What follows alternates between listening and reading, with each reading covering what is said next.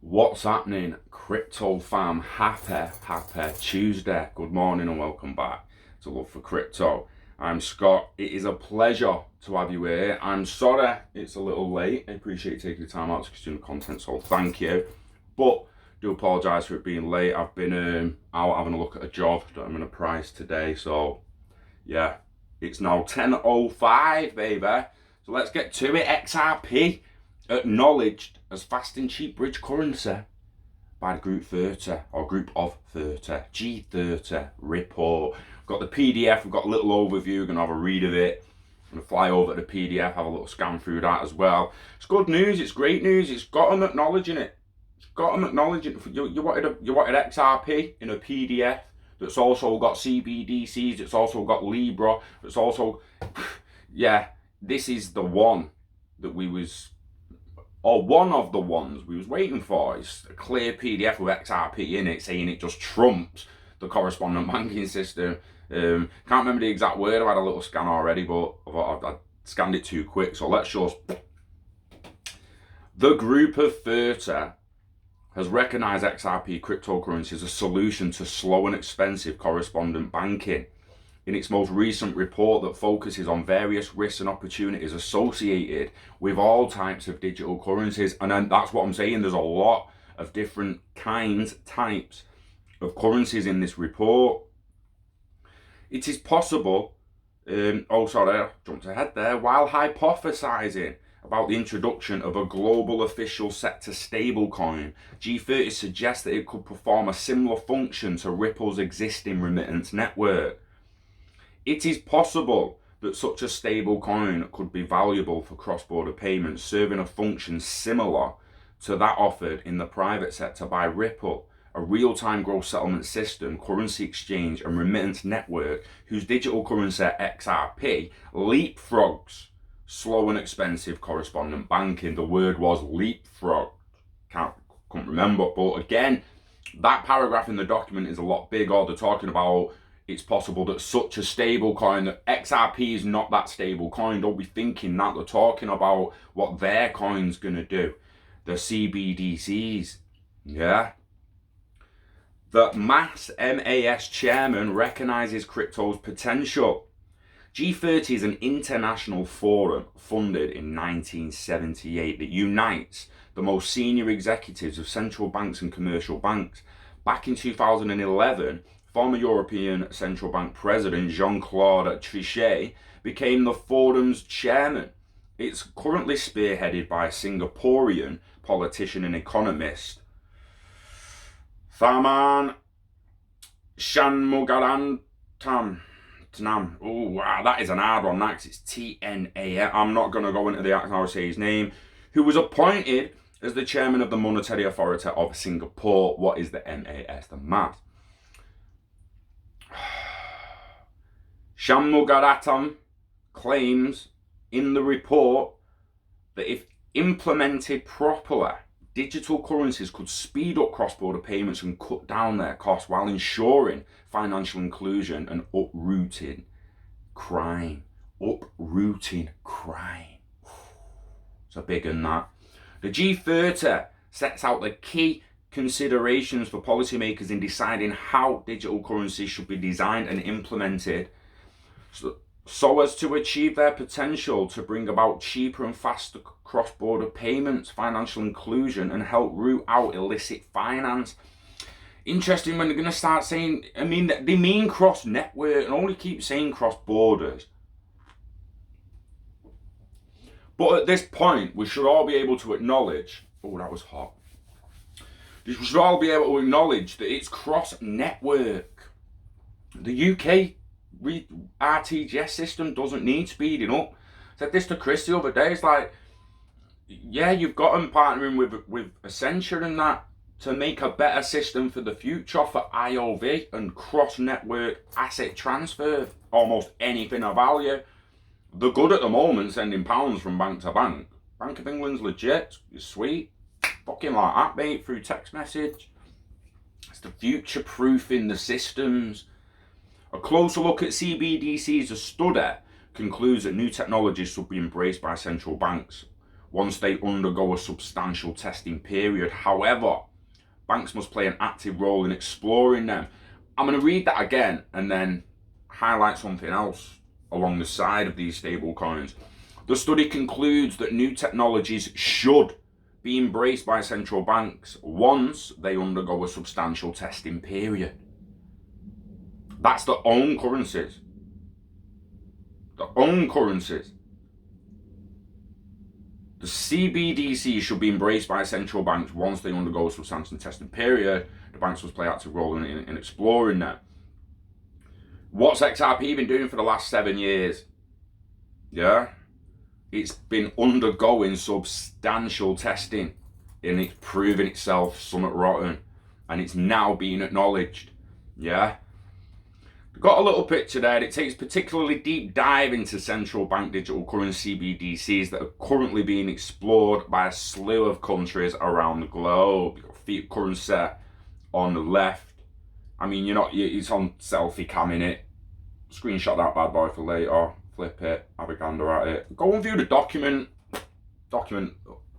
In fact, I'll link the article and the link to the document in the description, so you can chase it all yourself. So as reported by you today, the Bank of England formed a task force with other major central banks, including the ECB, to assess the potential use cases of CBDCs, as well as their bottlenecks. Earlier this week, the Philippines became the latest country to reveal a plan to issue its own digital currency. Interesting. So if you come to the You Today official article, it is in the most recent report, the blue letters, the hyperlink. Give that a whack.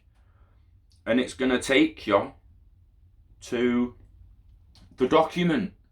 Now, we don't need to be reading through 48 pages of a G30 document. We can be here all day, especially with my reading skills. But for the first time, and I know it's not G7, it's not G20, it's not a Bank of England document per se, but it's a group of 30. Like we just told you what they do, highlighting. I mean, these are the executives of top banks. So the fact that we can ping a little search and just type XRP and we get a paragraph with XRP. Now this is what was in the article. But in the article, it said it's possible that such a stable coin could be valuable for cross-border payments, serving a function similar to that offered by the private sector by Ripple, a real-time gross settlement system, currency exchange and remittance network whose digital currency XRP leapfrogs slow and expensive correspondent banking. Now, that is in the section on page 31 for coordinating the introduction of global official sector stable coins. Global official sector stable coins, right? Now, Carney 2019 has raised the question of whether a globally coordinated systemic hegemonic currency could dampen or spill over shocks associated with the dominance of the US dollar as a reserve currency. A systemic hegemonic currency could, for example, be a stable coin backed by a basket of deposits at different central banks.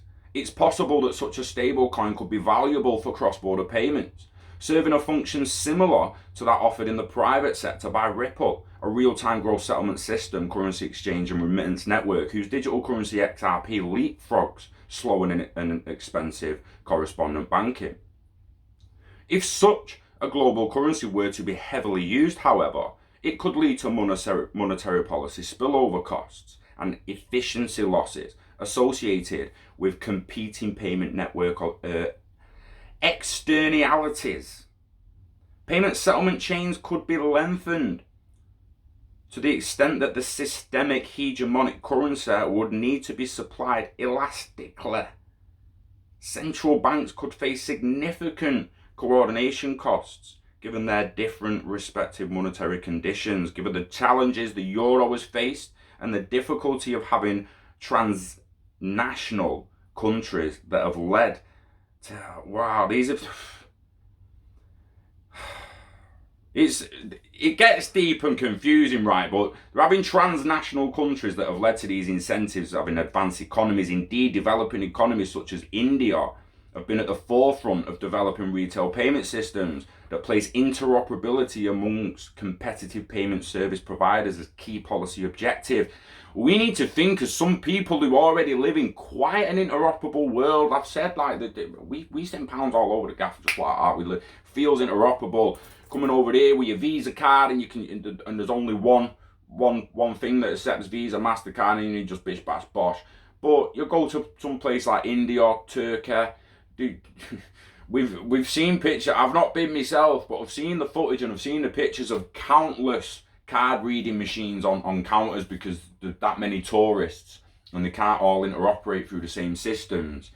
It gets a little bit ridiculous. That, I mean, it carries on, mate. In the United States, where fast payments are not yet broadly available. United States, what the fuck am I talking about? Turkey? United States ain't even there, mate. In the United States, where fast payments are not yet broadly available, the private sector real-time payments RTP system came online in 2020. The Federal Reserve Board of Governors has projected that the Fed's own fast payment system, FedNow, will become available in 2023-2024. Examples of the fast payment systems are already popular include the Korean electronic banking system established in 2001, the Bank of Mexico's Electronics Interbancarios, Swiss banks, and the United Kingdom's non-profit unity known as Faster Payments. In late 2018, the European Central Bank launched Target instant payment settlement tips based on the SEPA instant credit transfer platform, which offers 24/7 fast payments amongst participating European banks. So, what spurred this? What spurred this? We're going to go back to the search in the document and search currency, right? And I mean, that's whacking up 70 times currencies explained in this. But what we're going to do, start at the beginning and just whack off the introduction and all that stuff, get away from that introduction, gone with it like the 7th, 8th, 9th, 10th, boom, boom, go background. I mean, read the whole document if you want, guys. I'm just not going to be going through it all through here. Private stable coins. So, Tether. Tether's mentioned. Now, a lot of people was like, oh, it's Fed owned Tether. Who owns Tether? Who's actually behind Tether? Is it even legit? Is it a scam? So they've got box 2 Tether. Oh, what you doing to me, man? The search just bummed me. Box 2 Tether. Tether is a privately issued stablecoin whose history points to the need for a clear regulatory framework for private digital currencies. A stablecoin is a cryptocurrency whose price is the same or approximately the same as that of a native fiat currency. This could be arranged, for example, through a promise of convertibility against a fiat currency based on backing assets, such as bank deposit stablecoins could be issued by commercial banks, fintech firms, or other entities. At present, Tether, with a market cap as of mid-June of over $9 billion is by far the most popular stablecoin, accounting for about 95% of the exchange volume and about 81% of the market capitalization of all stablecoins, according to Bullman, Clem, and Pina.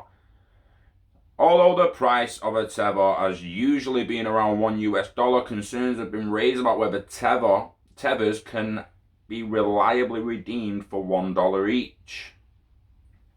So in a legal action, I mean, this going into legal action here now to make sure like they've got, can one Tether, is one Tether always $1? It's actually not, is it? Sometimes 99 cents. This is where I get to all the stable coin stuff, but the fact that they're acknowledging and talking about Tether, and then in the very next box, and I mean, carry on reading it, there is a lot more about Tether, and then it goes on to Libra. Without question, The 2019 entrance of tech giant Facebook into the digital currency space with its Libra project served as a wake-up call to central banks on the need for digital currency regulation. Since then, the pace of discussion and analysis has picked up markedly, pushed forward by the Switzerland's Financial Market Supervisory Authority, where Libra has applied for regulation to consult closely with major central banks. This led to reformulation by Libra in April. And again, it goes on. So basically, they're being pushed. And the fact that the private sector is absolutely murking it is the fact that they're waking up now, it seems. And about time. How long have we waited? It's what I mean. How long we waited for like Libra, Tether, XRP, CBDCs, it all to be in a central bank document. It's there's a hell of a lot of information in here, guys, and there is really, it's not like there's too much to read out in one video, because there isn't. You could do a couple of hour video all day. I just don't want no one wants to hear me read a full flaming document. But box 3 was Libra. Then you've got a load about direct central bank digital currency through page 27, 28, 29. And then you've got box 4, China's central bank digital currency. Digital currency electronic payment, DC/EP, is a payment arrangement for digital renminbi.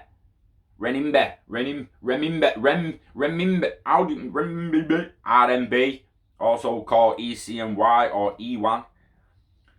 The E1 is a value-based, semi-account-based and account-based hybrid payment instrument with legal tender status and loosely coupled account linkage. Issued by the People's Bank of China, operated and exchanged by the authorized operators including commercial banks, payment service providers and other private sector institutions. DCEP is the payment system supporting the issuance and exchange of E1, which is the digital version of RMB. Yuan is the fiat currency in China and equivalent to the paper plastic coin version of RMB. Therefore, it's different from Bitcoin and Libra, both of which are tradable financial assets. Oh, the two-tiered system comprising the PBC, Public Bank of China, and commercial institutions serving as operating agencies that would be suitable approach to CBDC operation in China. A two-tiered model will allow a more effective use of existing business resources, human resources and technologies, and promote innovation and competition through market-driven deployment without imposing any prospective technology path in advance. Interesting. It's got a lot there on China CBDC. I mean, it's got a lot of it. It's got there. We've got wholesale CBDCs, guys. This is we're on an approach to evaluating the policy options, the conclusions. I mean, the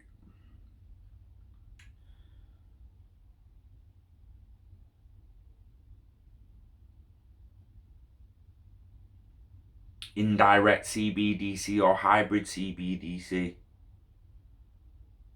Concerns associated with the size of a central bank's footprint arising from direct CBDCs can be mitigated by partially insulating the central bank from general users. One version of this insulation is a second tier of narrow payments. Banks in box 1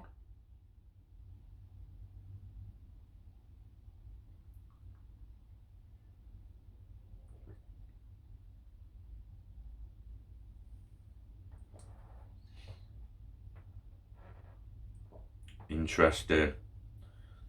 One variant would be an indirect CBDC by which technology firms or conventional banks could provide customers with synthetic CBDCs that are fully backed by segregated central bank deposits. Another would be an approach by which narrow payment banks invest customer deposits exclusively in central bank interoperability.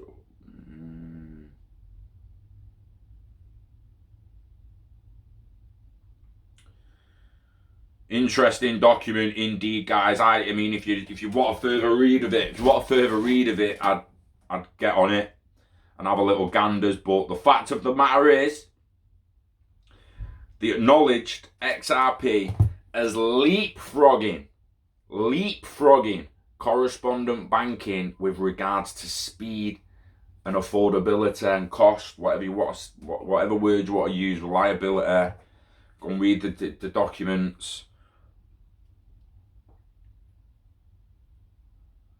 It's finally there by literally elite bankers, executive central bankers, acknowledging how epic XRP is as a functional digital asset. I don't want to hear anything. It's actually the biggest gainer recently anyway, so say what you want about its gains. I was going to say I don't want to hear anything about its lack of gains or gains, but shove it, mate.